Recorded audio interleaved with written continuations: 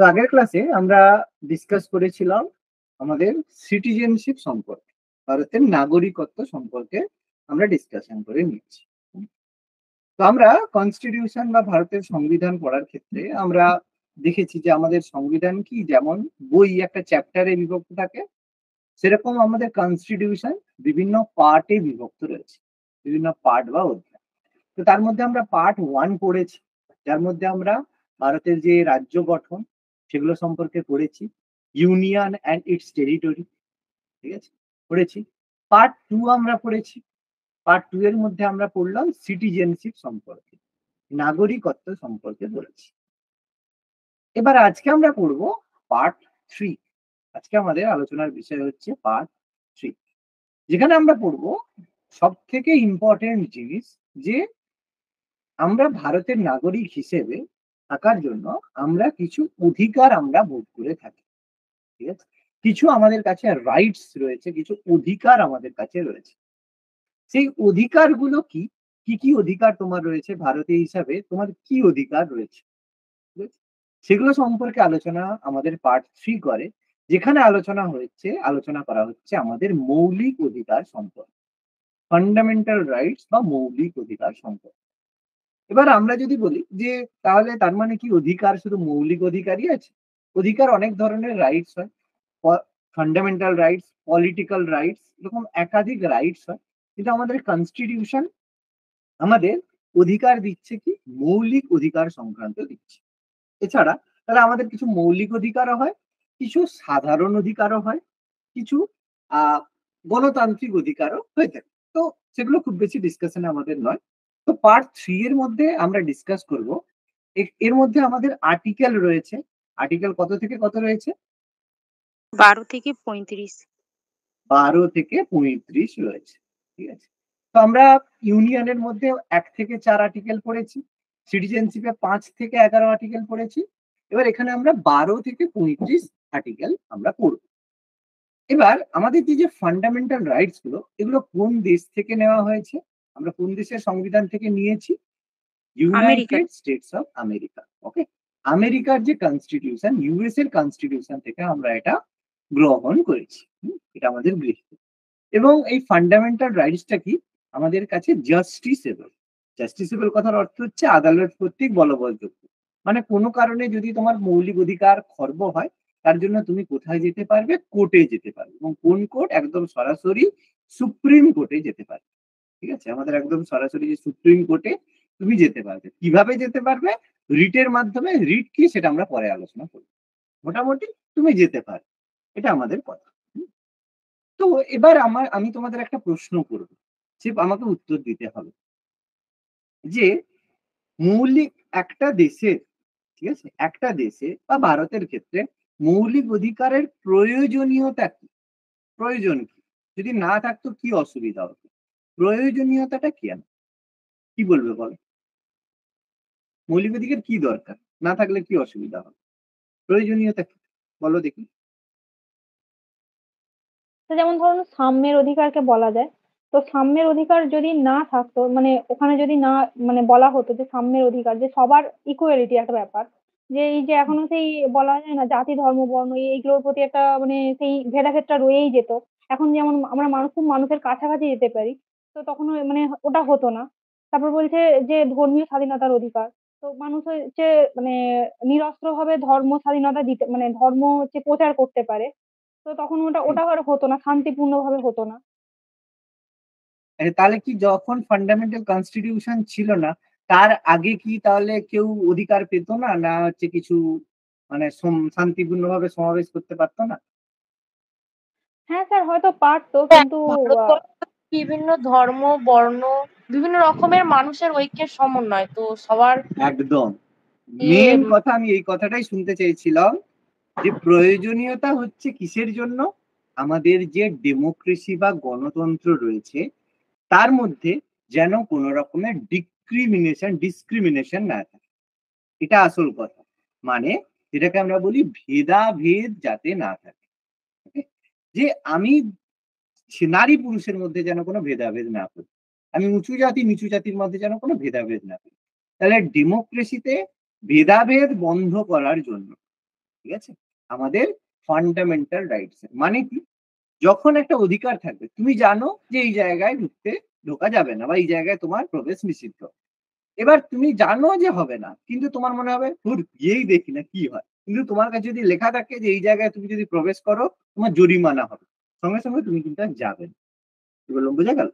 এই কারণে আমাদের যে ডেমোক্রেসিতে বা আমাদের যে ভারত একটা গণতন্ত্র, তার মধ্যে যাতে ভেদাভেদ বা ডিসক্রিমিনেশন বন্ধ করার জন্য আমাদের ফান্ডামেন্টাল রাইটস রয়েছে। বুঝতে পারলাম? ক্লিয়ার হলো? হ্যাঁ। ওকে, এবার আমাদের মৌলিক অধিকার যে ফান্ডামেন্টাল রাইটস গুলো, কতগুলো ফান্ডামেন্টাল রাইটস আছে? ফান্ডামেন্টাল রাইটস আমাদের কতগুলো আছে?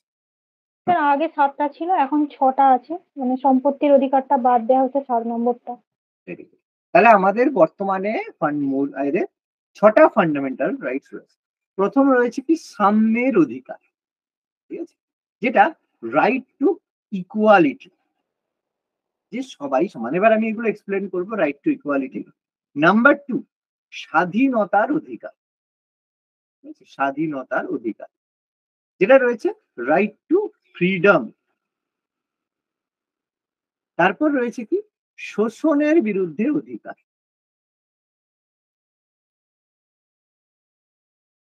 মানে রাইটস এগেনস্ট এক্সপ্লয়টেশন।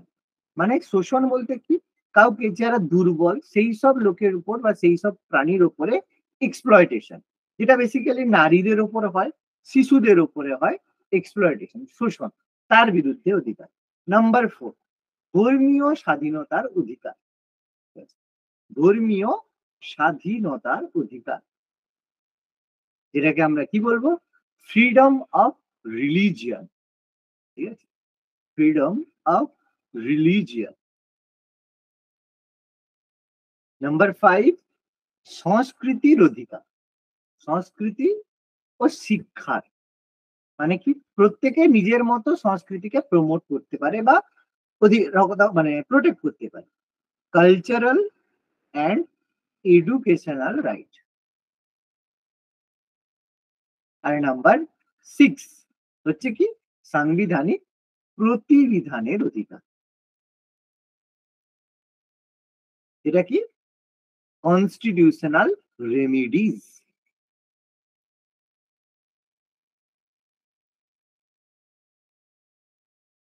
এবার এটা পড়ানোর সময় এবার এর মধ্যে আর্টিকেল রয়েছে। সাম্যের অধিকার রয়েছে 14 থেকে 18, স্বাধীনতার অধিকার রয়েছে 19 থেকে 22, শোষণের বিরুদ্ধে অধিকার রয়েছে 23 থেকে 24, ধর্মীয় স্বাধীনতার অধিকার রয়েছে 25 থেকে 28, সংস্কৃতি শিক্ষার অধিকার রয়েছে 29 এবং 30, আর সাংবিধানিক প্রতিবিধানের অধিকার রয়েছে 32। তাহলে এর মধ্যে গ্যাপ কোনটা কোনটা নেই, তাহলে এর মাঝখানে 31 নম্বর যে আর্টিকেল সেটা নেই।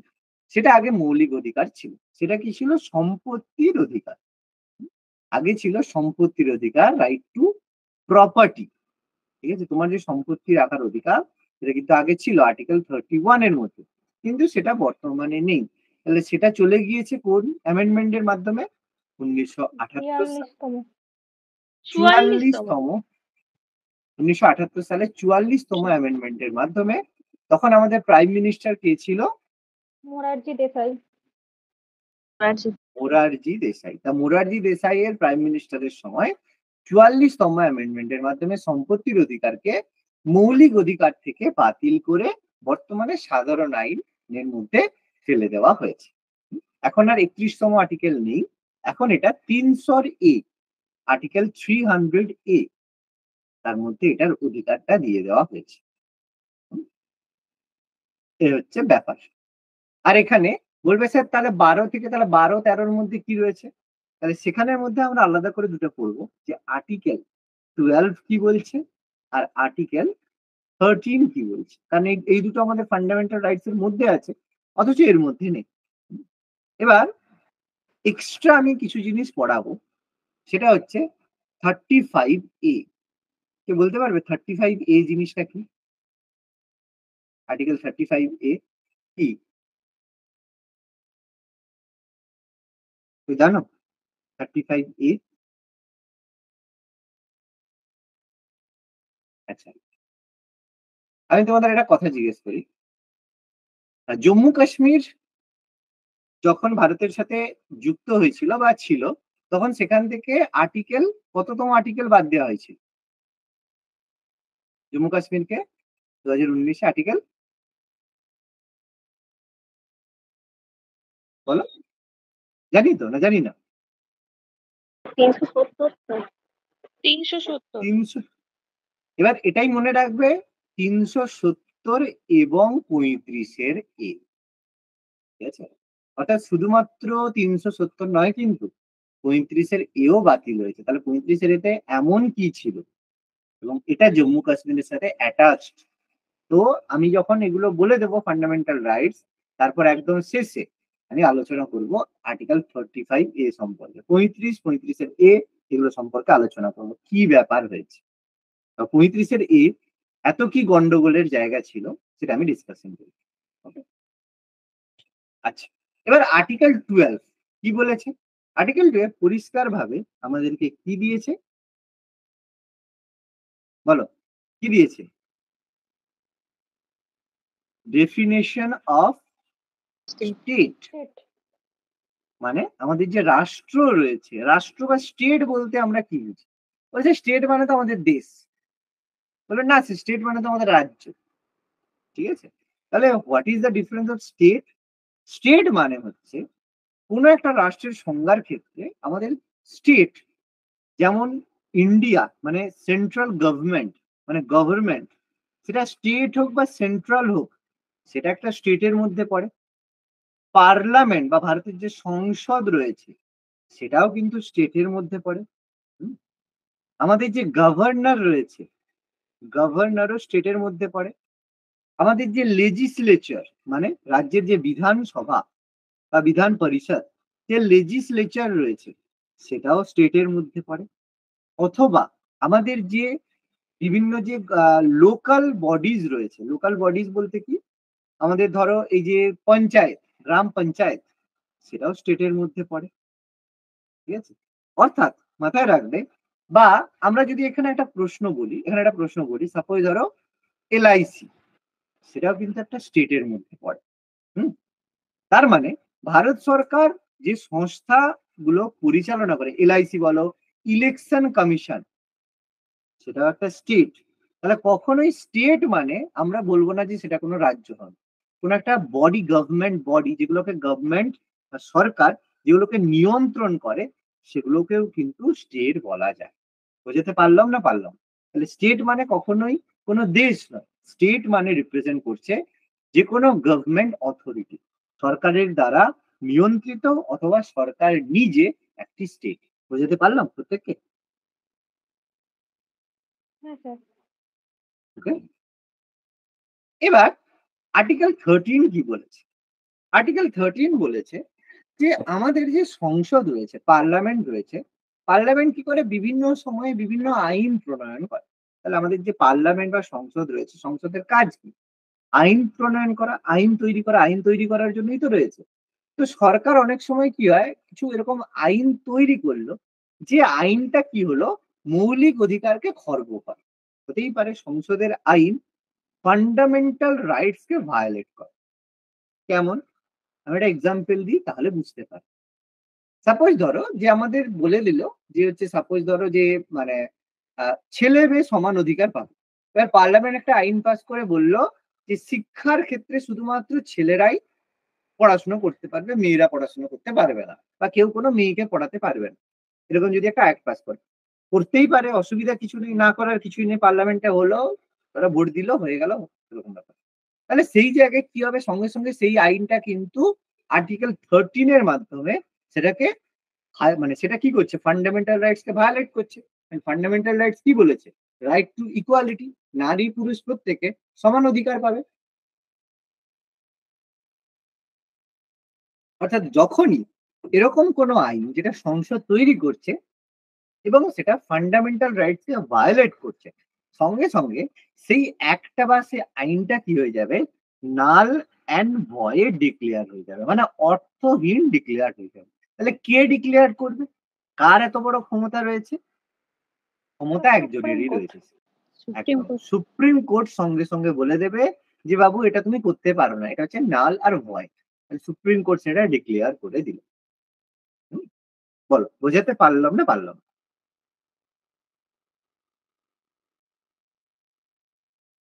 ক্লিয়ার? হ্যাঁ স্যার। বলো এটা যদি লেখা হয়ে যায় বলো, এটা মুছে দেবো, তারপর আমি ফান্ডামেন্টাল রাইটস গুলো ঢুকে যাবো একদম 14 থেকে এগোবো।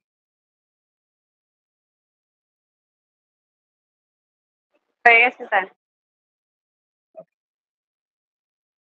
এবার দেখো, এবার আমাদের যে ফান্ডামেন্টাল রাইটস গুলো রয়েছে তার মধ্যে প্রথমেই রয়েছে রাইট টু ইকুয়ালিটি, সাম্যের অধিকার রয়েছে। রাইট টু ইকুয়ালিটি রয়েছে, সাম্যের অধিকার রয়েছে। সেখানে আমাদের আর্টিকেল কত 14 থেকে 18 রয়েছে। তাহলে আর্টিকেল 14 কি বলছে, আর্টিকেল 15 কি বলছে, আর্টিকেল 16 কি বলছে, আর্টিকেল 17 কি বলছে, আর আর্টিকেল 18 কি বলছে আমরা আলোচনা করব। প্রথমে আমরা দেখি আর্টিকেল 14 কি বলছে।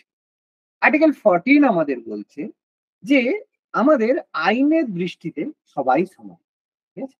অর্থাৎ আইনের চোখে বা আইনের দৃষ্টিতে সবাই সমান, ছেলে হোক মেয়ে হোক সবাই সমান। কিন্তু বাস্তবিক ক্ষেত্রে কিন্তু সেরকম দেখা যায় না। তার কারণ আমি পরে বলছি। সাপোজ ধরো একজন ছেলে যদি মার্ডার করে ব্রুটালি বা কোনো কিছু, ছেলের যদি ফাঁসি হয়, কোনোদিন কোনো মেয়ের কিন্তু ফাঁসি হয় না। কোনোদিন দেখেছো কোনো মেয়ের ফাঁসি হতে?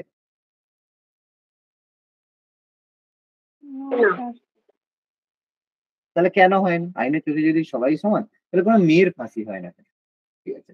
দেখবে ছেলেদের ক্ষেত্রে পানিশমেন্ট বেশি হয়, মেয়েদের ক্ষেত্রে পানিশমেন্ট কিন্তু কম। বলার পেছনে কারণ আছে। বলবে স্যার এটা তো ভেদাভেদ, অবশ্যই ভেদাভেদ এবং ভেদাভেদ করা হয়। ওকে, দেখো তো আইনের দৃষ্টিতে সমাজ যে আর্টিকেল 14, এখানে দু ধরনের অধিকার রয়েছে। একটা হচ্ছে ইকুয়ালিটি বিফোর ল আর ইকুয়াল প্রোটেকশন অফ ল। দুটো জিনিস কি? প্রথম হচ্ছে ইকুয়ালিটি বিফোর ল, আরেকটা হচ্ছে ইকুয়াল প্রোটেকশন অফ ল। সোজা কথায় মনে হবে একই জিনিস, কিন্তু দুটো একই জিনিস। তাহলে জিনিসটা কি?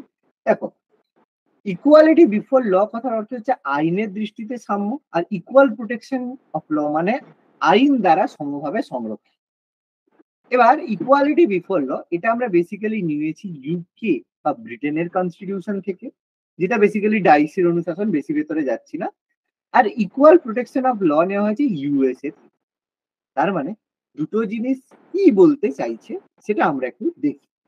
দেখো, প্রথমত আইনের দৃষ্টিতে সবার সাম্যর কথা অর্থ এই কথাটাকেই রিপ্রেজেন্ট করছে, প্রথমটাকে রিপ্রেজেন্ট এটাই করছে যে আইনের চোখে সবাই সমান। মানে প্রত্যেকে যে যাই কাজ করুক, ঠিক আছে, যে যাই অপরাধ করুক, যদি অপরাধ প্রমাণিত হয় তাহলে তার বিরুদ্ধে কিন্তু তাকে শাস্তি দেওয়া হবে। কিন্তু ইকুয়াল প্রোটেকশন অফ ল এখানে কি বলছে? এখানে বলছে যে সমপর্যায়ভুক্ত ব্যক্তিদের আইনে সমানভাবে প্রযুক্ত করা হবে। কি আমি এক্সাম্পল দিই তাহলে বুঝতে পারবে দুটোর ক্ষেত্রে কি পার্থক্য।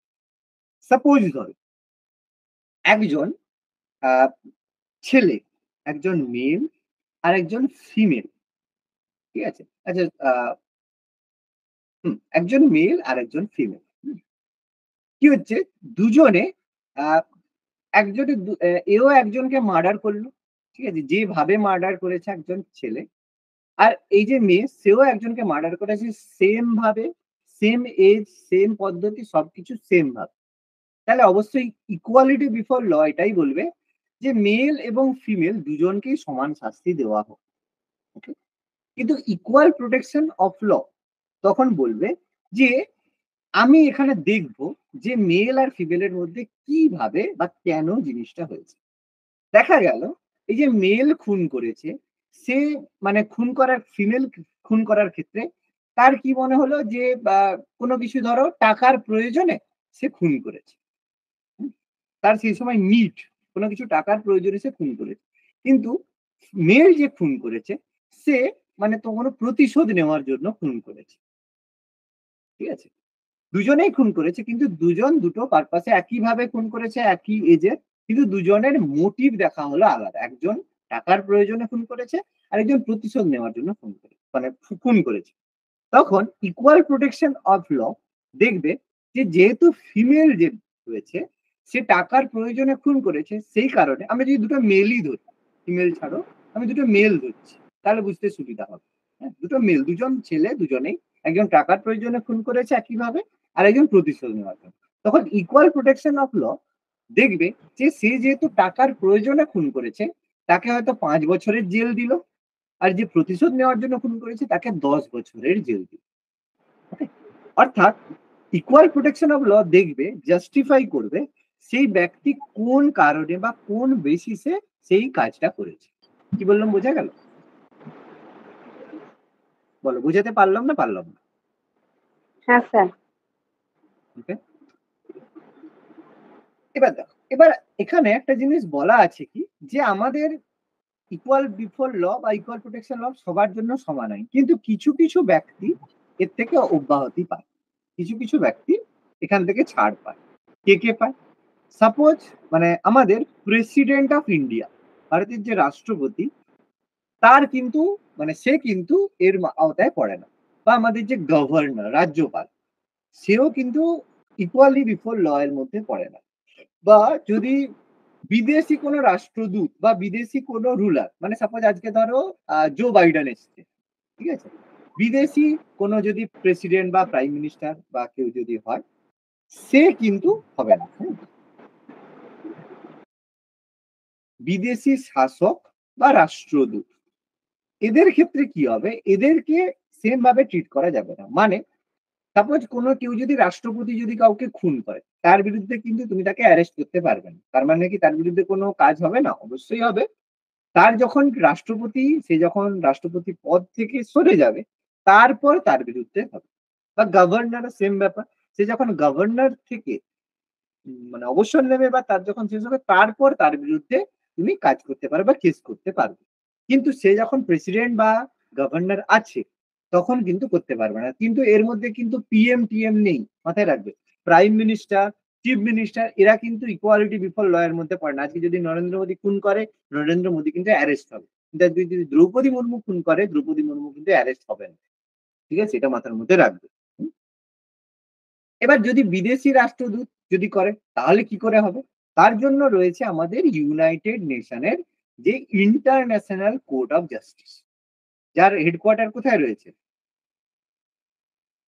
নেদারল্যান্ডের জানি হেগ তো, শহরে। নেদারল্যান্ডের হেগ শহর। তার মানে যদি কোনো বিদেশিরা জো বাইডেন এসে এখানে কোনো খুন করে, তার বিরুদ্ধেও কিন্তু কেস হবে। বা কোনো ডিপ্লোম্যাট এসে এখানে খুন করলো বা কোনো কিছু করলো, তার যে মানে তার যে ব্যাপার সেটা কিন্তু ইন্টারন্যাশনাল কোর্টে গিয়ে সেটা হবে। কারণ তার তো মানে বিচার ভারতের আদালত করতে পারবে না। কি বললাম, বোঝা গেল? অর্থাৎ এরা কিন্তু ইকুয়ালিটি বিফোর ল এর মানে আলাদা। ইকুয়ালিটি বিফোর ল এদের উপরে কার্যকরী নয়। বুঝতে পারলাম? স্যার ওকে, হ্যাঁ বলো। বলছি যে প্রেসিডেন্ট আর গভর্নরটা বুঝতে পারলাম, আর বিদেশি শাসক রাষ্ট্রদূতটা ওরা কার আন্ডারে পড়বে? ইউএন ওরে? বিদেশি রাষ্ট্রদূত মানে এই যে বললাম আমেরিকার প্রেসিডেন্ট হয়তো ভারতে এলো, ভারতে এসে কাউকে খুন করলো বা কোনো একটা কেস করলো, তখন কি হবে? ইউনাইটেড নেশন, আমাদের যে রাষ্ট্র মানে আমাদের যে জাতিসংঘ রয়েছে, তার একটা ইন্টারন্যাশনাল কোর্ট আছে তো, যেটা হেগ শহরে, সেখানে গিয়ে কেস করা হয় তার বিরুদ্ধে। তার যে জাজমেন্ট বা তার যে শাস্তি ইন্টারন্যাশনাল কোর্ট থেকে দেবে। কি বললো, এবার বোঝা গেছে? ইউএনওর মানে ইন্টারন্যাশনাল কোর্ট। মানে ইকুয়াল বিফোর লও পড়বে না, ইকুয়াল প্রোটেকশন অফ লও পড়বে না, তাই তো? না না, এরা আলাদা পড়বে, এরা ব্যতিক্রম। এরা আচ্ছা। হচ্ছে ব্যতিক্রম। আচ্ছা, আর্টিকেল 15 কি বলেছে? আর্টিকেল 15 বলেছে যে কোনো ব্যক্তিকে, ঠিক আছে, কোনো ব্যক্তি বা কোনো নাগরিককে তার ধর্ম, তার জাতি, তার মানে লিঙ্গ, মানে সে মেল না ফিমেল, অথবা তার বর্ণ বা তার জন্মস্থান, আমি 5টা জিনিসই লেখালাম, এই 5টা জিনিসই প্রপার মেনশন আছে। তার ধর্ম বা তার রিলিজিয়ন, তার জাতি বা তার রেস, তার লিঙ্গ বা তার সেক্স, তার বর্ণ বা তার কাস্ট বা তার জন্মস্থান বা বার্থ প্লেসের ভিত্তিতে ভেদাভেদ করা যাবে না। ওকে, মানে কোনো ব্যক্তিকে তার মানে এই গ্রাউন্ডের, এই 5টা গ্রাউন্ডের ভিত্তিতে কোনো রকম বৈষম্যমূলক আচরণ করতে পারবে না। ঠিক আছে? বৈষম্যমূলক, যে তুমি মেয়ে, তুমি এটা করতে পারবে না, সেটা না। ঠিক আছে? বৈষম্যমূলক আচরণ করতে পারবে না। কিন্তু এই জায়গার মধ্যেও কিছু কিছু রেস্ট্রিকশন রয়েছে, মানে যেটাকে আমরা বলবো এক্সেপশন রয়েছে। যেমন রাষ্ট্র যদি মনে করে কোনো সময় জনস্বার্থে জনস্বার্থে কিছু রেস্ট্রিকশন দিতে পারে। কিরকম? সাপোজ বলা হলো যে করোনার সময় কি হলো, যে তুমি এখানে ঢুকতে, মাস্ক ছাড়া তুমি এখানে ঢুকতে পারবে না, তাহলে সেটা কি জনস্বার্থে করা হলো। সেই জায়গায় যদি সরকার মনে করে বা সরকার যদি ঘোষণা করে, সেই জায়গায় কিন্তু বৈষম্যমূলক আচরণ, বা তোমার হচ্ছে করোনা পজিটিভ, তুমি সেখানে যেতে পারবে না, তখন তুমি আর্টিকেল 15 অজুহাত দিতে পারবে না, সেখানে কিন্তু হবে। বা কোনো যদি ছোঁয়াচে রোগী হয়, কোনো ছোঁয়াচে রোগীকে অ্যাম্বুলেন্সে দেখো নেওয়া হয় না, কেন? কারণ সেটা পরবর্তীকালে ছড়িয়ে পড়ে, এই ছোঁয়াচে রোগীকে করা হয় না। ঠিক আছে? অথবা আচ্ছা, কার আছে মিউট করবে, কিছু বললে তখন খুলবে, প্রীতির মনে হচ্ছে।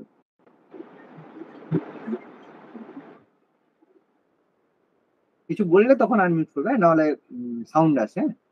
আচ্ছা, তো এইভাবে ছোঁয়াচে রোগী, এদেরকে তুমি আলাদা করতে পারো, মানে এদের ভিত্তিতে এদেরকে তুমি আলাদা করতে পারো।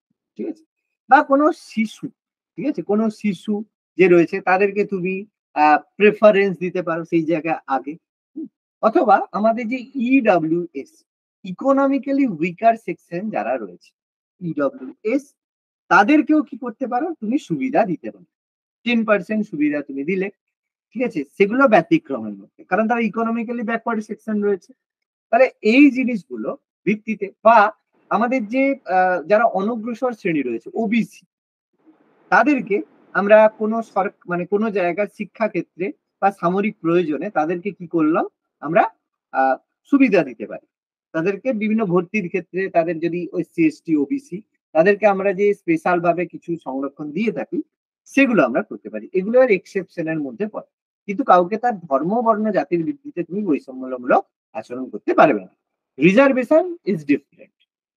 ওকে, নাম্বার 16, 16তম কি বলছে, যে সরকারি চাকরিতে, ঠিক আছে, সরকারি চাকরিতে সকলের সমান অধিকার রয়েছে, সকলের সমান অধিকার রয়েছে। ভালো কথা, সুন্দর কথা আর্টিকেল 16 বলেছে। কিন্তু এখানেও দেখো এক্সেপশন কি, যে সরকার চাইলে কি করতে পারে, এসসি এসটি ওবিসি দের জন্য, এসসি এসটি ওবিসি, তারপরে ইডব্লিউএস, এদের জন্য স্পেশাল সিট রিজার্ভেশন করতে পারে। ঠিক আছে? তো এগুলো থাকে, এগুলো কোনো অসুবিধা না। আচ্ছা, আমি একটা প্রশ্ন করি, দেখি বলতে পারেন নাকি, যে ইডব্লিউএস কততম অ্যামেন্ডমেন্টের মাধ্যমে অ্যাড করা হয়েছিল?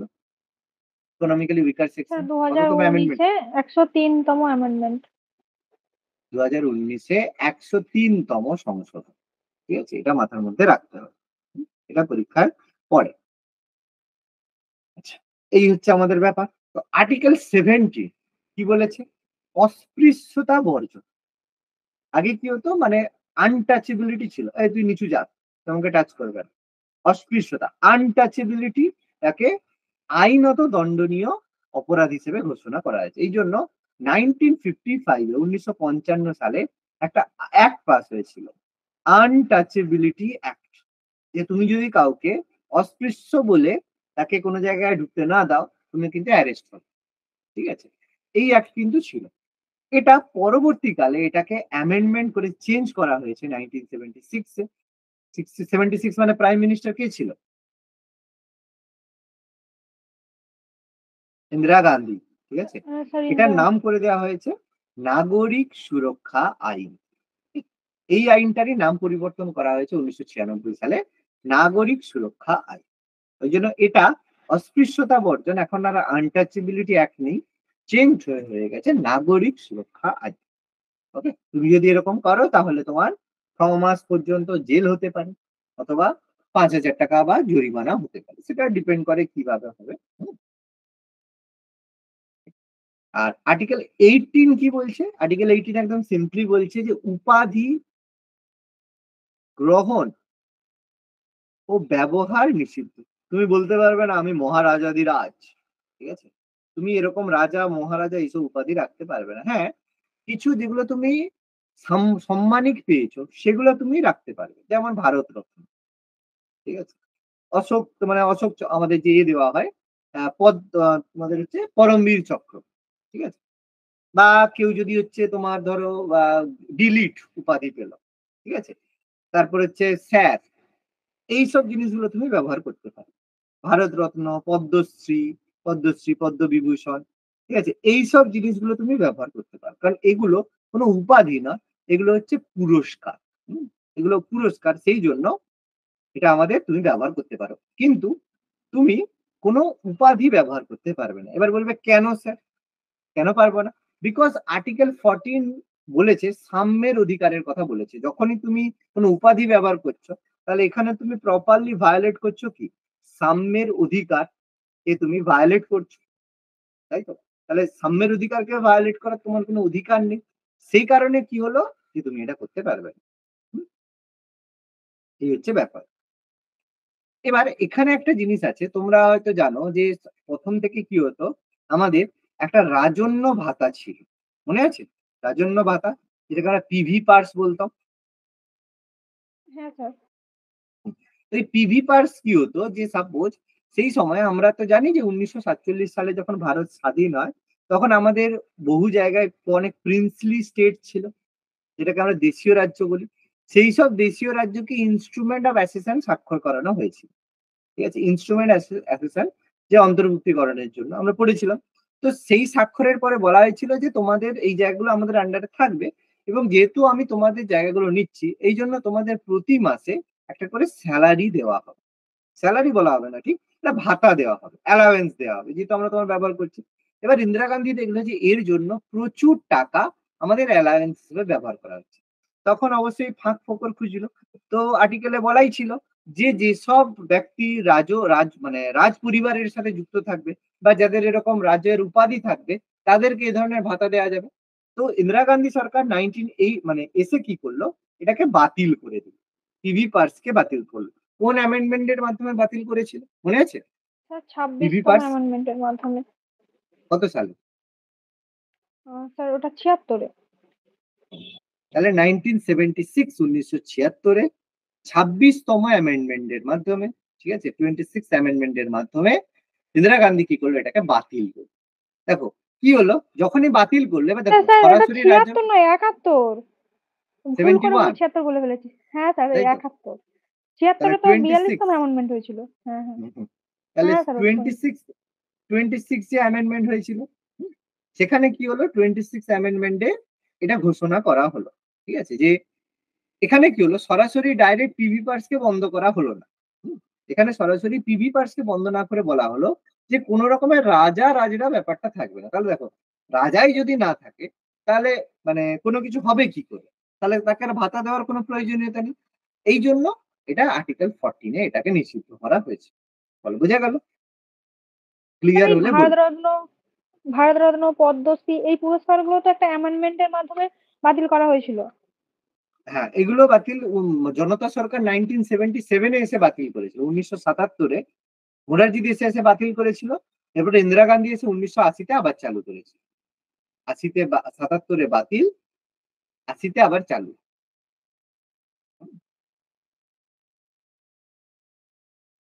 বল, ক্লিয়ার হলে বলবে।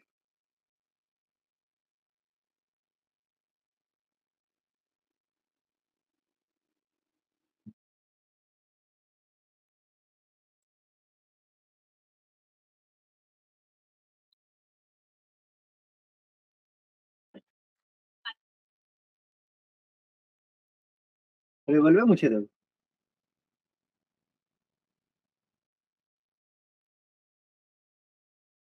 হ্যাঁ, একটা ডাউট আছে স্যার।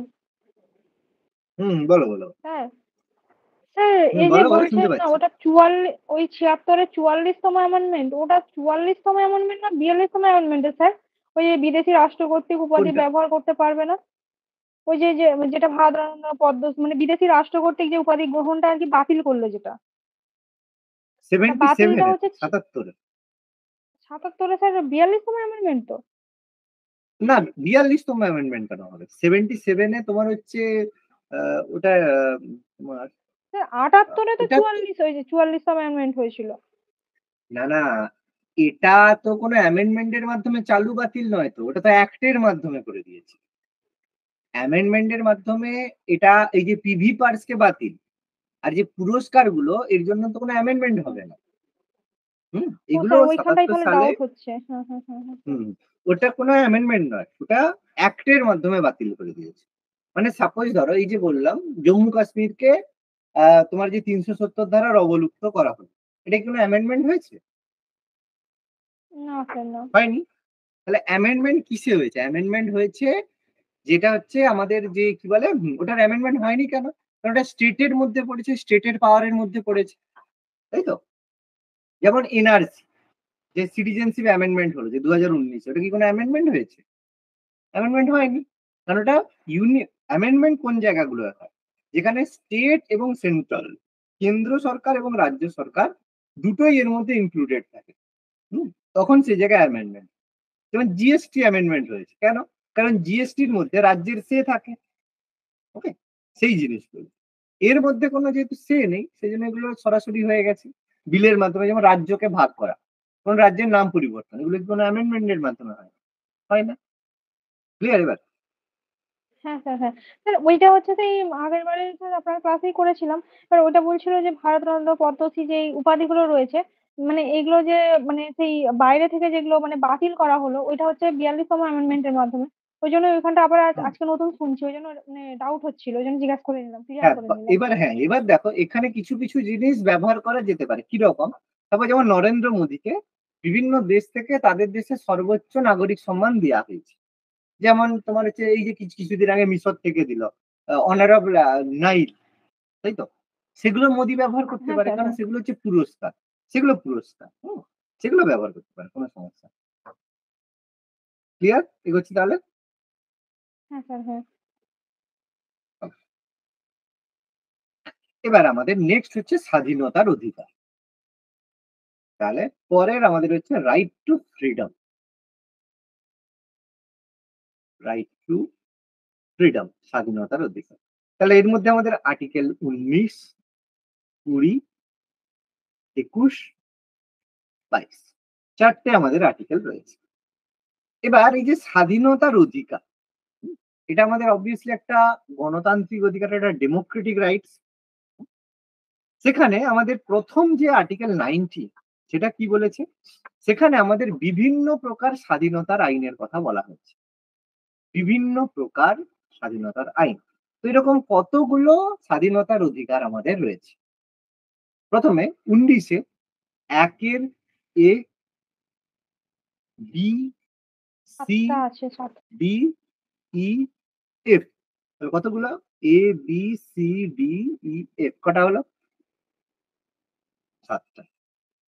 তাহলে প্রথমে এ কি বলছে? তোমার বাক স্বাধীনতা,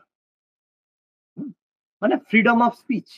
তুমি যাকে যা খুশি বলতে পারো, না যা খুশি নয়, সুন্দরভাবে ফ্রিডম অফ স্পিচ তুমি তাকে মানে অপমান না করে ফ্রিডম অফ স্পিচ তুমি দিতে পারো, বাক স্বাধীনতা। বিতে কি মানে বলা হচ্ছে? নিজের মতামত প্রকাশ করা যাবে, তাই তো? নিজের মতামত, কিন্তু তাতে যেন লোকের ভাবমূর্তি মানে এ না হয়, নষ্ট না হয়। কাউকে ভাবমূর্তি যেন তুমি কাউকে তুই মুসলমান তুই এটা করছিস সেরকম বলা যাবে না।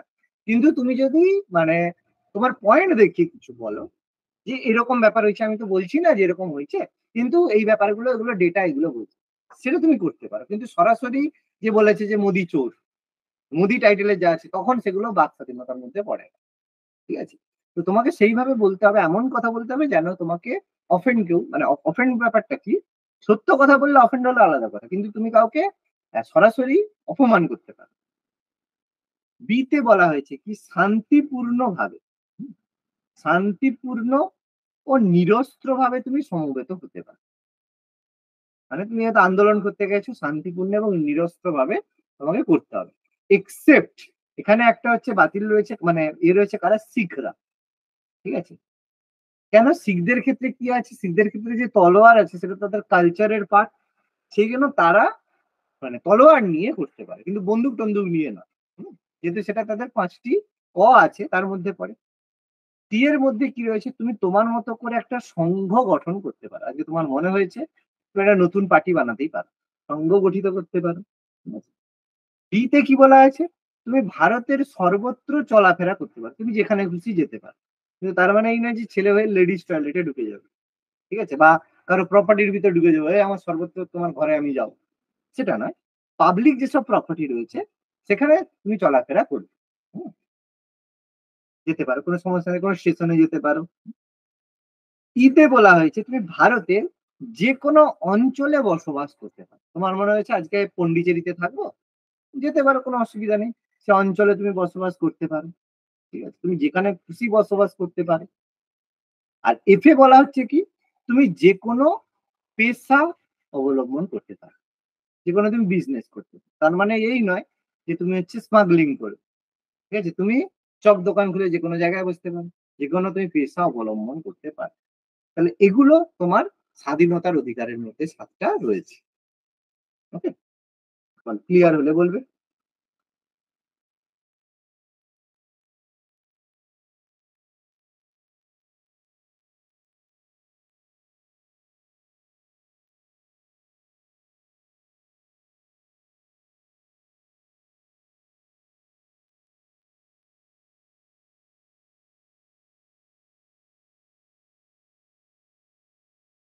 ঠিক আছে, হ্যাঁ স্যার।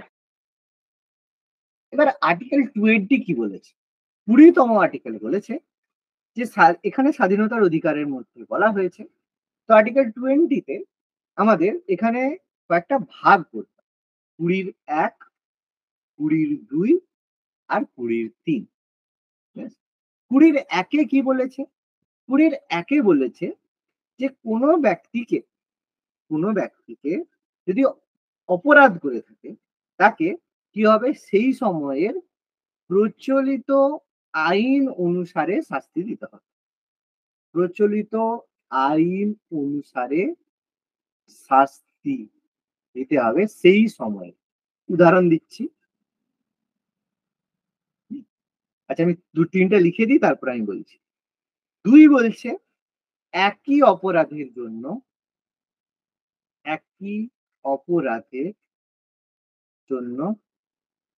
একাধিকবার শাস্তি দেওয়া যাবে না। আর 3 বলছে কি, তাকে নিজের বিরুদ্ধে, পুরো বুঝিয়ে দেবো, হ্যাঁ, নিজের বিরুদ্ধে সাক্ষ্য দিতে বাধ্য করা যাবে না। এক্সাম্পল দিচ্ছি, দেখ, সাপোজ দুজন ব্যক্তি রয়েছে, এম নামে একজন ব্যক্তি আর হচ্ছে পি নামে একজন ব্যক্তি, ঠিক আছে। তাহলে এম নামে একজন ব্যক্তি সে কি করলো, একজনকে মার্ডার করলো, ঠিক আছে, কবে করলো, 2009 সালে মার্ডার করলো, 31 জানুয়ারি। খুব ভালো কথা। এবার এটা দেখা, এই যখন মার্ডার করলো, মার্ডার করার পরে কি হলো, যে হয়তো ব্রুটালি কোনো মার্ডার করেছে, সেই জন্য সেটা দেখে পি মোটিভেট হলো, সেও মার্ডার করার প্ল্যান করলো, ঠিক আছে। তো সে সেটা দেখে খুব মোটিভেট হয়ে সে মার্ডার করলো 2010 সালে, তোমার ধরো 31 জানুয়ারি, পরের বছরই সে মার্ডার করলো। এবার যখনই এই ব্রুটালি মার্ডারটা এম যখন মার্ডার করেছিল, এর মাঝখানে গভর্নমেন্ট কি করেছিল, একটা আইন করে দিয়েছিল, যেটা 2009 সালে 31 ডিসেম্বর বা যে কোনো একটা দিন, মানে এর মাঝামাঝি একটা দিনে গভর্নমেন্ট বললো কেউ যদি কাউকে মার্ডার করে তার এখানের ক্ষেত্রে মানে আগে ছিল সর্বোচ্চ শাস্তি যেটা হবে, এবার কি বলতো একটা মানে এর ক্ষেত্রে একটা সর্বোচ্চ শাস্তি, একটা সর্বনিম্ন শাস্তি হয়।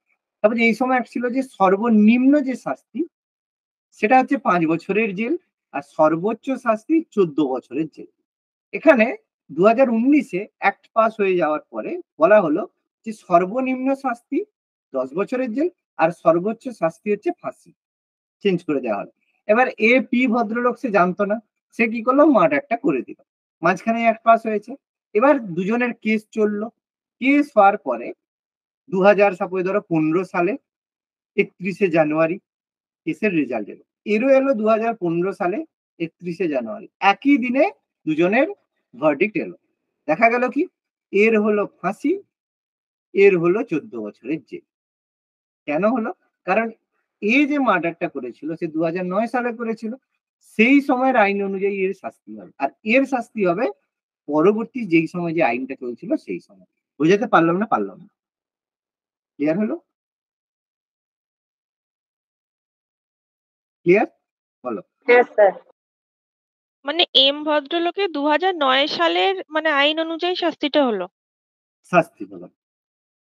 হ্যাঁ? মানে আগের আইন অনুযায়ী। আইনটা নতুন আইন প্রণয়ন করার আগে যে আইন ছিল যেটা ছিল সেই ভিত্তিতেই শাস্তি হবে।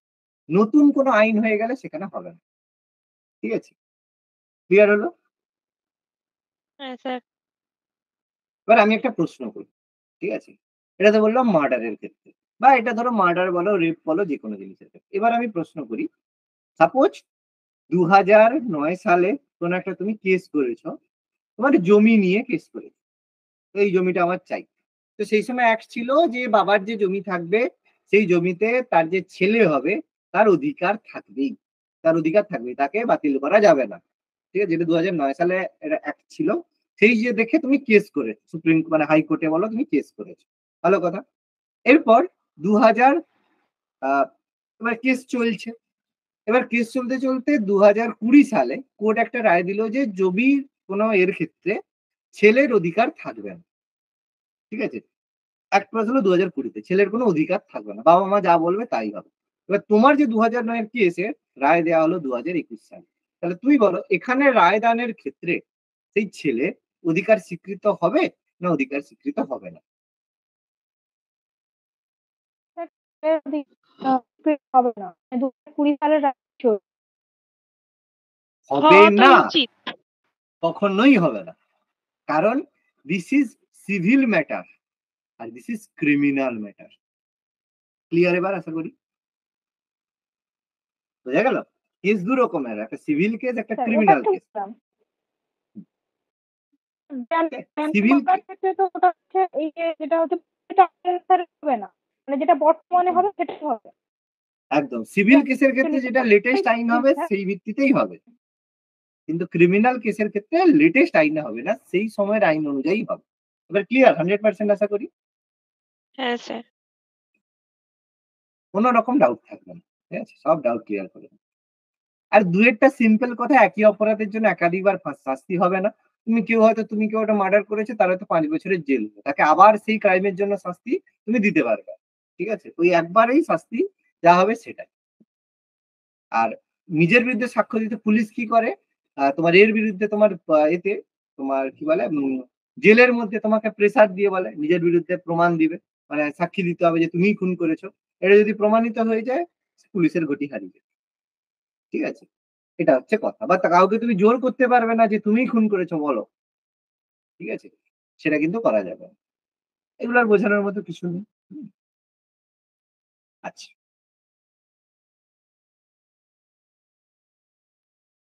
এবার আর্টিকেল 21। 3 নম্বরটাতে স্যার, বলো, বলো। স্যার হুম। 3 নম্বরটা বলে না হাতের ছাপ নেওয়া, ওটা নিয়ে যাবে তো? অবশ্যই। এখানে এটা আলাদা কথা। এটা বলতে কি যে সাপোজ নিজের বিরুদ্ধে সাক্ষ্য বলতে সাপোজ তুমি বলছো যে তোমার এটা প্রমাণ করার জন্য তোমাকে হাতের ছাপ দিতে হবে। তুমি বললে না আমি দেব না। সেটা নয়। সেটা তোমাকে অবশ্যই দিতে হবে। ঠিক আছে? হাতের ছাপ বা তোমার যে সিগনেচার খুনের ভেরিফিকেশন, ক্ষেত্রে তো ব্লাড করা যাবে। টেস্ট, হ্যাঁ, এগুলো করতে পারবে। এগুলো অবশ্যই করতে পারবে। বা তোমার ধরো হচ্ছে লাই ডিটেকশন টেস্ট, ঠিক আছে? ওইগুলো করা যেতে পারে। যে তুমি মিথ্যা কথা বলছো কিনা। এগুলো করতে পারে। এগুলো তো কোনো মানে এগুলো আলাদা জিনিস। এগুলো হচ্ছে সাক্ষ্য বলতে কি তুমি সাক্ষী দিচ্ছ না। কিন্তু এমন কিছু যেগুলো টেকনোলজির মাধ্যমে তুমি মিথ্যা কথা বলছো কিনা সেটা আইডেন্টিফাই করার জন্য সেটা করা যেতে পারে। বলো ক্লিয়ার হলো? আচ্ছা। এগোচ্ছি তাহলে পরেরটা।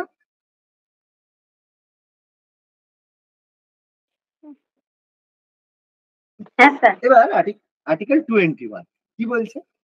21 বলছে একদম ভালো জিনিস, সেটা হচ্ছে জীবন ও ব্যক্তি স্বাধীনতার অধিকার। মানে কি তুমি যত বড়ই ক্রাইম করে থাকো তোমার কারো অধিকার নেই কাউকে মানে প্রাণে মেরে দেওয়া, সে যেই যাই করুক, ঠিক আছে। এই যে উত্তরপ্রদেশকে নিয়ে কেন এত বলা হচ্ছে, বুলডোজার সরকার বলছে যে যখনই কোনো সাক্ষী দিতে যাচ্ছে রাস্তায় কি হচ্ছে, গাড়ি উল্টে যাচ্ছে, দিয়ে মরে যাচ্ছে, ঠিক আছে।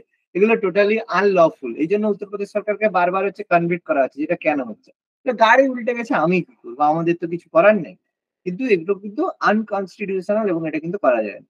একমাত্র কোর্টের শাস্তি, কোর্টের অধিকার রয়েছে তাকে তার জীবন থেকে অব্যাহতি, মানে ফাঁসি ছাড়া আর কোনোভাবে কারো বিরুদ্ধে, যেমন এনকাউন্টার যে পুলিশ করে থাকে এগুলো কিন্তু করা যায় না, ঠিক আছে, এটা টোটালি আনলফুল, এগুলো কিন্তু করা যায় না। যখনই করবে হিউম্যান রাইটস যারা রয়েছে, মানবাধিকার কমিশন, তারা এসে বলবে তুমি কেন করছো, ইনকোয়ারি হবে, ঠিক আছে, তুমি সাসপেন্ডও হতে পারো। তো এগুলোর ব্যাপার। তো সেই কারণে তুমি আর্টিকেল 21 অনুযায়ী প্রত্যেক ব্যক্তি, হুম, যে তার জীবন ও ব্যক্তি স্বাধীনতার অধিকার রয়েছে। এর মধ্যে অনেক কিছু ব্যাপার রয়েছে। আর্টিকেল 21 এর মধ্যে আরটিআই এর অধিকার রয়েছে, তথ্য জানার অধিকার, রাইট টু ইনফরমেশন, তথ্য জানার অধিকার রয়েছে। তারপর তোমার, তুমি কি করতে পারো, তুমি হয়তো জেলের মধ্যে আছো, জেলের মধ্যে আছো তুমি, মানে সেখানে আবার কেস করতে পারো বা বলতে পারো যে জেলে তোমার উপরে অত্যাচার করছে, তো তোমাকে প্রেস অমানবিক আচরণ করছে। তুমি যখনই, এবার তোমার দেখো জেলে তো তোমার সাথে দেখা করতে কেউ না কেউ আসবে, তুমি বললে, সে লয়ার নিয়ে সেখানে গেল, গিয়ে দেখলো যে বললো হ্যাঁ আমার এখানে আমি নিজেকে সেফ ফিল করছি না, আমাকে অন্য জেলে ট্রান্সফার, অবশ্যই করতে পারো। জেলের মধ্যে থেকে তুমি আইন মানে করতে পারো, ঠিক আছে। তো এরকম ব্যাপার তোমার অধিকার রয়েছে। বা তুমি হচ্ছে কোনো তোমার হচ্ছে শরীরের অসুস্থতা রয়েছে, তুমি বললে না আমার জেলে থাকলে আমি মরে যাবো, তাহলে আমাকে হসপিটালে আমাকে থাকতে হবে। যেমন এই যে ব্রাত্য বসু নয়, এখনো ঢুকিয়ে নিতেছে পার্থদা, ঠিক আছে।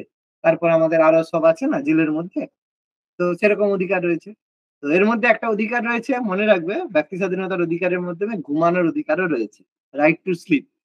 মানে তুমি ঘুমাচ্ছ, মা যদি এসে বলে এই উঠ না, তুমি বলবে তুমি জানো তুমি আমার ফান্ডামেন্টাল রাইটস ই করছো, আমি উঠে যাবো, বলতে পারো, ঠিক আছে। তারপরে তুমি চড় থাপ্পড় খাবে সেটা আলাদা কথা, কিন্তু এটাও কিন্তু তোমার ফান্ডামেন্টাল রাইটস এর মধ্যে রয়েছে। ক্লিয়ার হলো আশা করি। এরকম অনেক রয়েছে, শুধু আরটিআইটা মনে রাখবে, এটাই আমাদের জানতে চাই। রাইট টু ইনফরমেশন অ্যাক্ট কততম আর্টিকেলের অংশ, আর্টিকেল 21 এর অংশ। ওকে, এবার একটা আর্টিকেল ইমপ্লিমেন্টেড করা হয়েছিল আমাদের পরবর্তীকালে 21 এর কবে, 2000, কবে, 2002 দুইয়ে কততম অ্যামেন্ডমেন্ট, 86তম। 86তম অ্যামেন্ডমেন্ট। তার মধ্যে কি হয়, শিক্ষার অধিকার, ঠিক আছে, right two education, RTE, right two education করা হয়। তাহলে অবভিয়াসলি প্রাইম মিনিস্টার কে, তোমার রাজীব গান্ধী। তাই রাজীব গান্ধী 2002 বেঁচে ছিল গো। ও সরি স্যার, এটা অটল বিহারী বাজপেয়ী, আমি 86তম অ্যামেন্ডমেন্ট বলেছি, 86 সাল ভাবছি।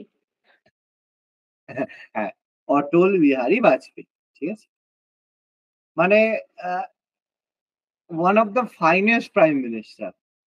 কেউ যদি বলো ওয়ান অফ দ্য ফাইনেস্ট না বলে, আমি বলবো সব থেকে বেশি ফাইনেস্ট যদি কোনো প্রাইম মিনিস্টার হয়, যোগ্য কোনো প্রাইম মিনিস্টার হয়, সে হচ্ছে অটল বিহারী বাজপেয়ী, দ্য বেস্ট, ঠিক আছে। যাই হোক, তো যাই হোক, আরেকজন ব্যক্তি প্রাইম মিনিস্টার হয়নি কিন্তু অ্যাকচুয়ালি প্রাইম মিনিস্টার হতে পারত, কিন্তু অটল বিহারী বাজপেয়ীকে সামনে দিয়েছিল, সেটা হচ্ছে কি লাল বাহাদুর শাস্ত্রী, সরি, লাল কৃষ্ণ আদবানি, এলকে আদবানি, ঠিক আছে। তো যাই হোক, আর এলকে আদবানির যে অবদান সেটা ভীষণ বেশি, খুব বেশি জানতে হবে না।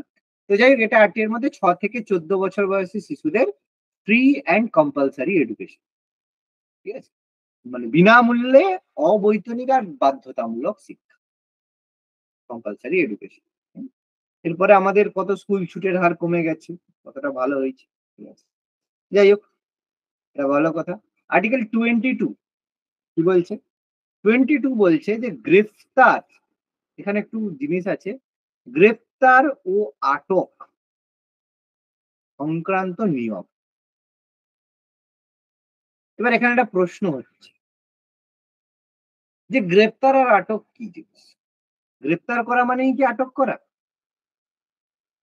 কাউকে গ্রেফতার করা আর কাউকে আটক করা, ওটা কি একই জিনিস, মানে আটক করা বলতে আই থিঙ্ক এটা বোঝাচ্ছে যে স্যার, অ্যারেস্ট করা বলতে আর বোঝাচ্ছে যে ডিটেনশন। সন্দেহ হলো। আচ্ছা, অ্যারেস্ট মানে কি, গ্রেফতার না আটক? স্যার অ্যারেস্ট মানে হচ্ছে আর গ্রেপ্তার। গ্রেফতার। অ্যারেস্ট মানে গ্রেফতার, আর আটক মানে ডিটেনশন। কোন জায়গায় কোন জিনিসটাকে অ্যারেস্ট বলবে আর কোন জিনিসটাকে তুমি ডিটেনশন? স্যার মানে আটকটা হলো দোষ যে কাউকে যদি সন্দেহ মানে করে আটক করা হলো, মানে কোনো কিছুর বিরুদ্ধে তাকে সন্দেহ করা হলো যে হুম, এটা করতে পারে, তাকে আটক করা হলো সেই বসে।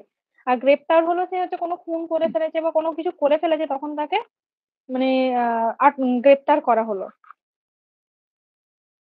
আচ্ছা, তাহলে আমি তোমাদের একটা মানে একটা তাহলে একটা আমি কেস দিচ্ছি, ঠিক আছে?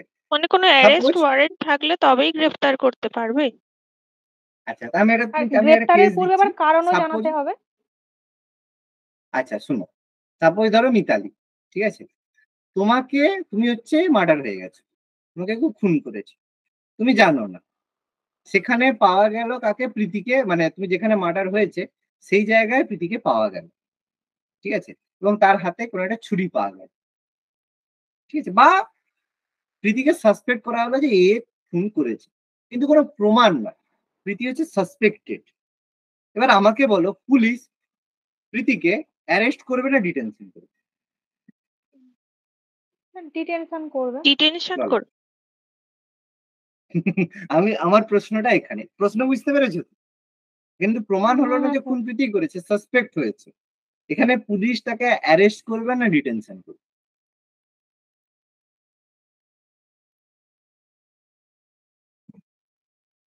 প্রশ্ন বুঝতে পারছো?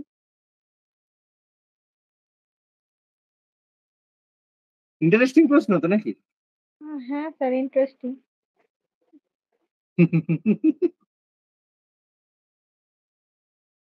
তাহলে কি হবে? দেখো, ভালো করে বোঝো, বুঝে তারপরে জিনিসটা বল। দেখো, প্রথমত অ্যারেস্ট কখন করা হয়? অ্যারেস্ট একটা প্রসেস যখন তাকে, তার বিরুদ্ধে লিগাল প্রসিডিং শুরু করা হয়। ভালো করে বোঝো, লিগাল প্রসিডিং করা হয়, যে তুমি, তোমার বিরুদ্ধে আমরা কেস দিচ্ছি, সেই কারণে আমি তোমাকে অ্যারেস্ট করছি। আর ডিটেনশন মানে আমি তোমাকে অ্যারেস্ট করছি, মানে আমি তোমাকে নিয়ে যাচ্ছি কি করার জন্য, পুছতাছ করার জন্য, মানে যেটাকে বলবো এনকোয়ারির জন্য, ঠিক আছে? তার মানে যখন পুলিশ তোমাকে তুলে নিয়ে যায়, বললো আমি তোমাকে অ্যারেস্ট করছি, কিন্তু অ্যাকচুয়ালি অ্যারেস্ট করছে না, পুলিশ প্রথমে তোমাকে কি করছে, ডিটেনশনের জন্যই নিয়ে যাচ্ছে। এরপর পুলিশ বললো যে তোমার বিরুদ্ধে আমি পেয়েছি, প্রমাণ পেয়েছি, ঠিক আছে? তার মানে যখন তুমি যখন একটা মার্ডার করলে, বা তোমাকে, প্রীতিকে যখন ধরে নিয়ে গেল, জেলের মধ্যে আটকে রাখলো যে ও মানে খুন করেছে, তাহলে যখনই জেলের মধ্যে রাখলো, প্রীতি কিন্তু অ্যারেস্ট হয়নি, প্রীতি ডিটেনশনে রয়েছে। এরপর যখন চার্জশিট পেশ করা হবে, চার্জশিট বুঝি, চার্জশিট বুঝি তো, হ্যাঁ স্যার।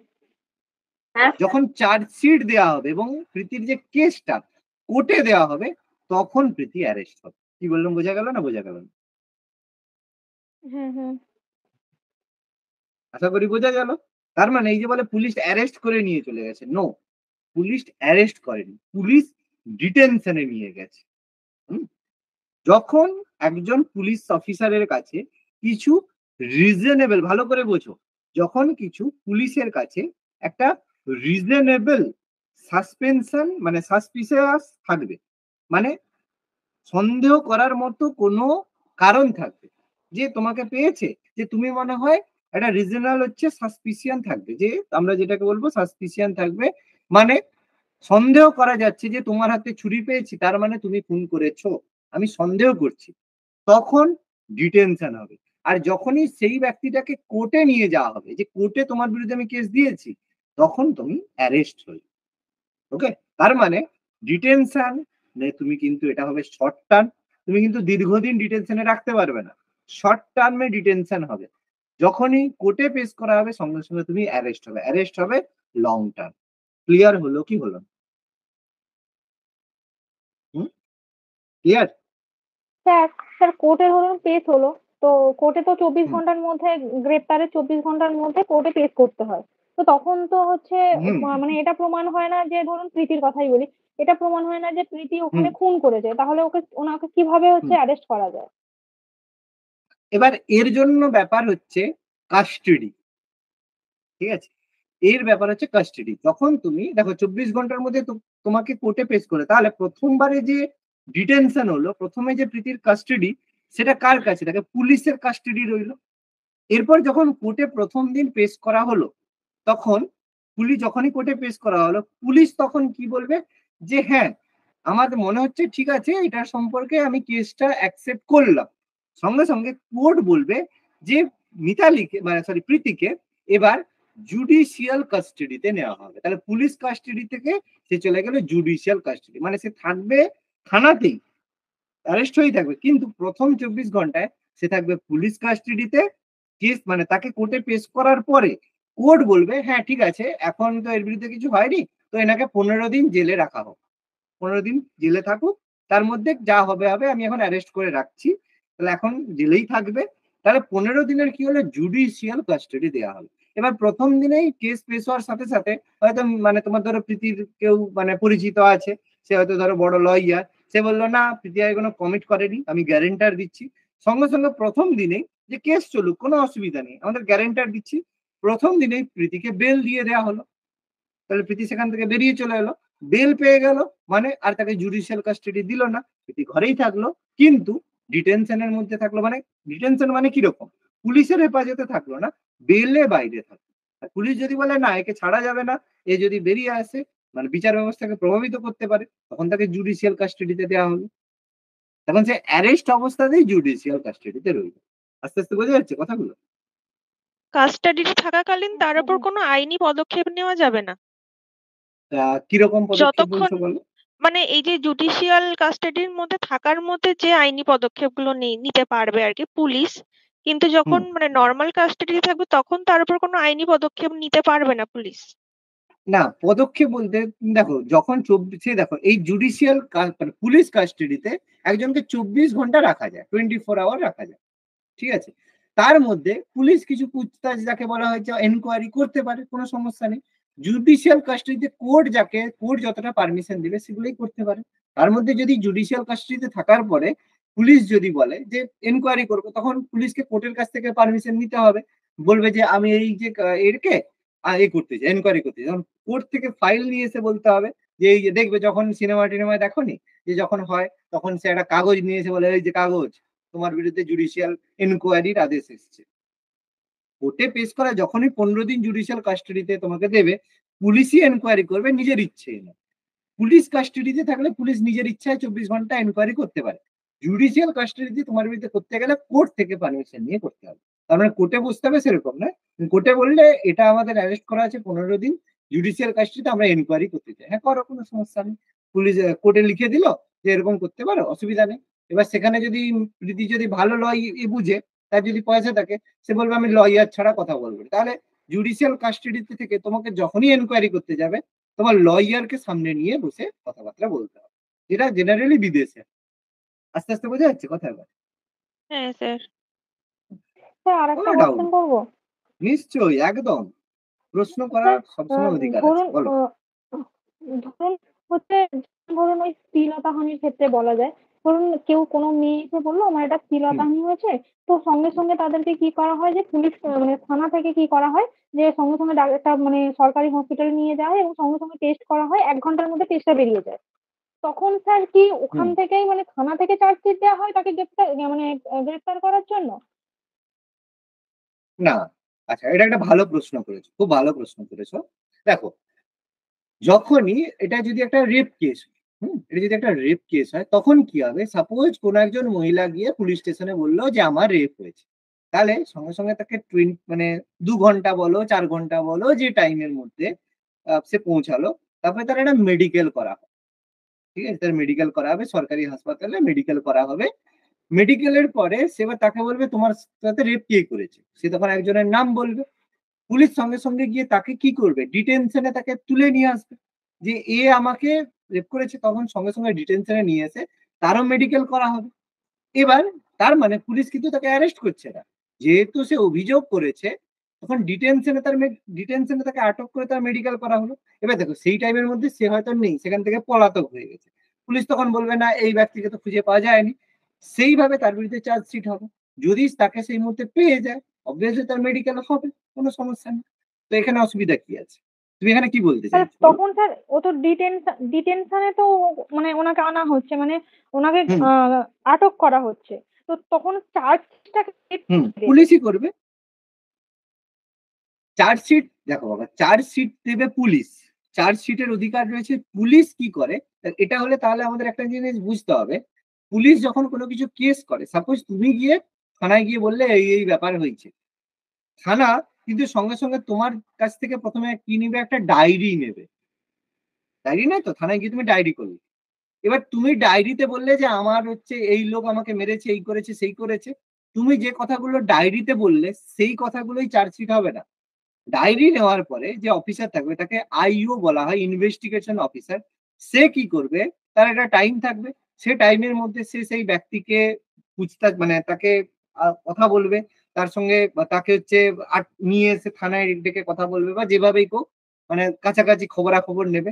খবরাখবর নিয়ে সে কি করবে, একটা রিপোর্ট সাবমিট করবে, একটা রিপোর্ট দেবে যে আমি এই কেসটা, আমার যে ডায়েরিটা হয়েছিল তার বিরুদ্ধে আমি এনকোয়ারি করলাম, এনকোয়ারি করে আমি একটা রিপোর্ট দিলাম, সেই রিপোর্টটা হবে চার্জশিট। সেই চার্জশিটটা পেশ হবে কোর্টে। কি বললাম, বোঝা গেল? তাহলে যে চার্জশিট পেশ করে কি, আইও, ইনভেস্টিগেশন অফিসার। ক্লিয়ার হচ্ছে? একদম কোনো চাপ নেই। আর প্রশ্ন? কোনো চাপ নেই, যে অবশ্যই জিজ্ঞেস করো। স্যার, বলো। এই যে ইডি মানে কোনো ব্যক্তিকে মানে জিজ্ঞাসাবাদের জন্য যে ডাকেন, এটাও কি ওয়ান টাইপ অফ ডিটেনশন? অবশ্যই। ইডি যেটা করে, প্রথম সাপোজ ধরো আজকে হচ্ছে ধরো আমাদের হচ্ছে শাহজাহান, ঠিক আছে, শাহজাহানকে হচ্ছে ইডি নিয়ে গেল, তাহলে ইডি যখন প্রথমবার নিয়ে গেল তখন ইডি হেফাজতে বা ইডির তোমার হচ্ছে ডিটেনশন, ইডির কাস্টাডিতে রইল। তাহলে ইডির কাছে থাকার পরে ইডি কি করবে, তার ইডির কাছে টাইম রয়েছে, 1 সপ্তাহ বলো 10 দিন বলো, যে কোনো, ইডির হেফাজতে থাকলো। এরপর ইডি যখন তাকে কোর্টে পেশ করবে তখন কোর্ট ডিসাইড করবে যে একে ইডির হেফাজতে রাখবে না জুডিশিয়াল কাস্টাডিতে রাখবে, তখন কোর্ট ডিসাইড করবে। এখানেও সে দেখো, পুলিশের কাছে যে কাস্টাডির পারমিশন রয়েছে 24 ঘন্টা, ইডির কাছে বা হচ্ছে সিবিআই বলো সিআইডি বলো, এদের কাছে ডিটেনশনের টাইম একটু বেশি, কারণ এদের দেখো একটু বেশি সময় দরকার, তো এই জন্য এদের যে ডিটেনশনের টাইম বেশি দেওয়া। ক্লিয়ার হচ্ছে? এবার আচ্ছা আচ্ছা। সুন্দর জিজ্ঞেস করতে পারো, কারণ আমার এগুলোর সম্পর্কে খুব ভালো রকম নলেজ আছে। আমার বন্ধু পুলিশে করে, তো জানি পুরো ব্যাপার স্যাপার কি হয়, টোটাল কি সব ব্যাপার স্যাপার এগুলো সব বুঝি। ঠিক আছে, কোনো ডাউট থাকলে অবশ্যই জিজ্ঞেস করো। এই জন্য এত জিজ্ঞেস করার মানে অধিকার বা এত জিজ্ঞেস করার এগুলো কোথাও পাবে না। যা মনে থাকবে, যেটা মনে ডাউট হবে অবশ্যই জিজ্ঞেস করবে, কোনো সমস্যা নেই। ওকে, ক্লিয়ার? এটা তাহলে মুছে দেবো।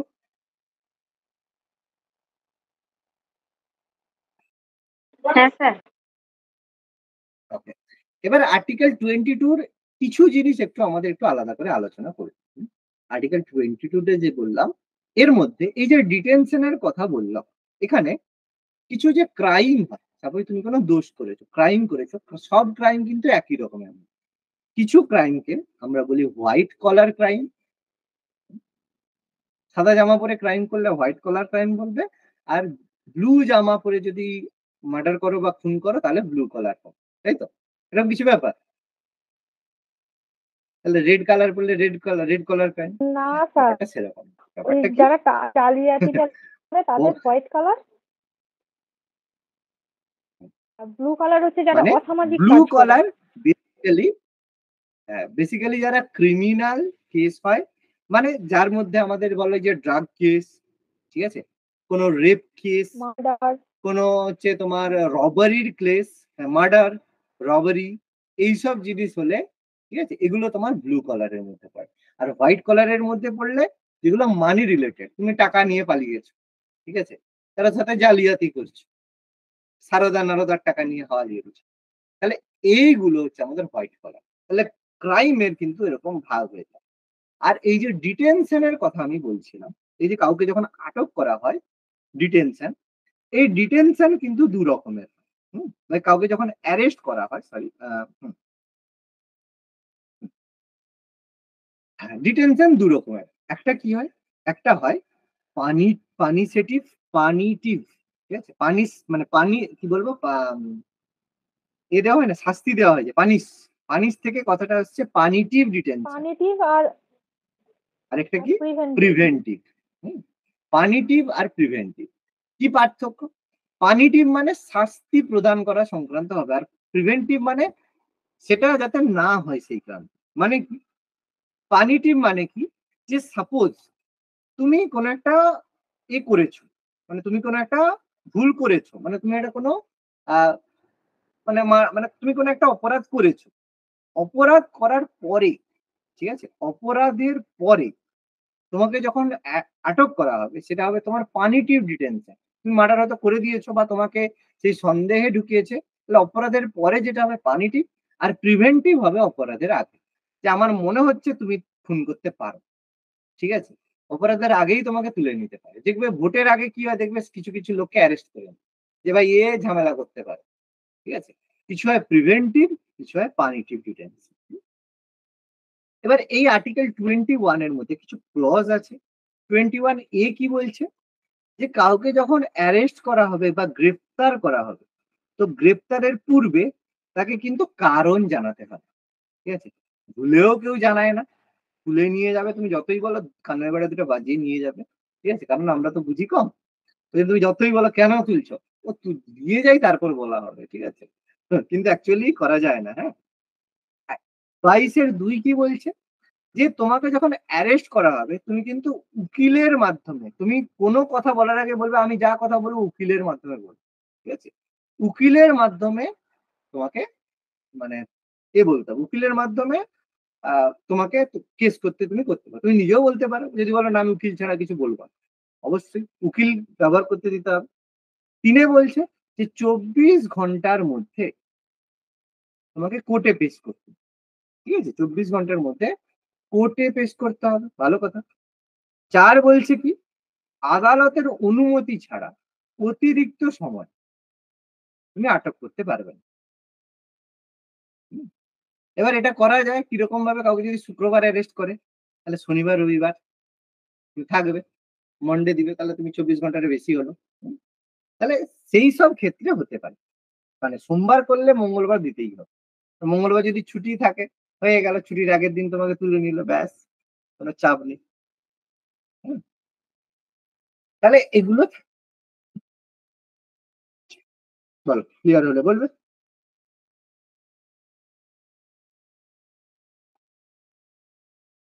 আজকে মোটামুটি এতটাই করবো, নেক্সট দিন আমরা এক্সপ্লোরেশন থেকে করবো, সেটা হলো আমাদের লাস্ট দিন। আর সেই দিনে আমি টোটাল জম্মু কাশ্মীরের গল্প বলে দেবো। 35A কেন এলো, কি ব্যাপার, ঠিক আছে, জম্মু কাশ্মীরের গল্প ফান্ডামেন্টাল রাইটস এর সঙ্গে আমি পরের দিন জানাবো। ক্লিয়ার? হ্যাঁ স্যার। হ্যাঁ, একটা রিকোয়েস্ট করব বলো, লেখো লেখো, অসুবিধা নেই। বলো। স্যার, বলছি যে এটা তাই ওটা যদি একটু আগে দিয়ে দেন ভালো হয়, মানে সপ্তাহে যেমন আগে দেখতো না, কি বলছি, ওটা বলো, কি বলছো? যে ওই মানে ক্লাসের যে প্রিন্ট হয় না, তো হ্যাঁ হ্যাঁ হ্যাঁ, ওইটা যে আমাদের সপ্তাহে প্রথমে সোমবারে সকালবেলা বা রবিবার রাত্রে দিয়ে দেওয়া হতো, ওইটা দিলে খুব ভালো হতো স্যার। আচ্ছা আচ্ছা, ও হ্যাঁ, ওটা ওটা দেওয়া হয়নি, হ্যাঁ হ্যাঁ, আচ্ছা, ঠিক আছে, আমি দিয়ে দেবো। লেখা হয়ে গেছে পুরো? হ্যাঁ স্যার।